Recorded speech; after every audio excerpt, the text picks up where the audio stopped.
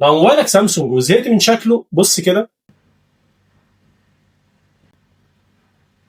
لو عجبتك الحركه دي تعال اقول لك ازاي نعملها سوا، وما تنساش تعمل لايك وتشترك، ولو على التيك توك اعمل فولو وبس كده. يلا بينا. هتجيب موبايلك، هتروح على متجر بلاي، هتنزل تطبيق اسمه جود لوك. موجود عندك افتح التطبيق، هتنزل تحت هتلاقي حاجه اسمها وندرلاند. هتخش تدوس هنا اول حاجه، بعدها هتدوس على كلمه نيو، بعدها هتدوس على كلمه جاليري او الاستوديو، وتختار الخلفيه اللي انت عايز تحطها، اللي هي لما الستاره بتفتح هتلاقي الخلفيه. انا هنا هختار مثلا الخلفيه دي.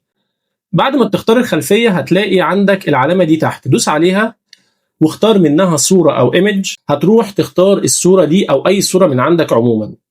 هتكبر الصوره شويه كده، شويتين ثلاثه يعني، وتاكد ان الخط الاصفر ده منور مش احمر، علشان تتاكد ان الصوره مظبوطه مش مايله يمين ولا شمال. وهتخليها كده وتطلعها فوق شويه.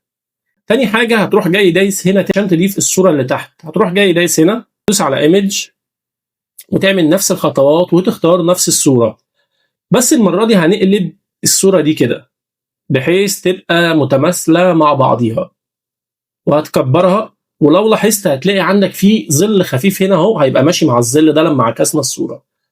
هنكبر كده شويه وهنحطها دي فوق دي كده شويه. بعد ما هتحط الصوره دي، احنا حطينا اللي فوق واللي تحت، دي اللي احنا لسه حاطينها هي متعلم عليها هنا.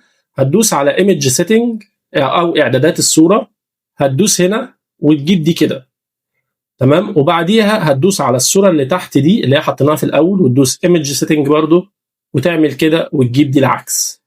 بقت الصوره اللي فوق عندك دي بقت كده، والصوره دي بقت كده. فانت بكل بساطه خلاص عملت الحته دي. هتدوس على سيف اللي فوق عندك هنا في الجنب، هتدوس على كلمه سيف وهتديها اي اسم وتقول له سيف.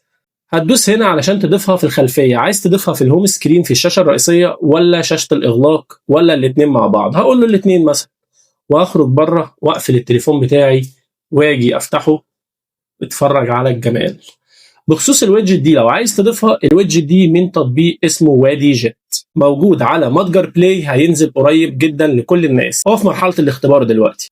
ما تنساش لو الفيديو عجبك اعمل لايك واشترك وبس كده. صلى على النبي. سلام.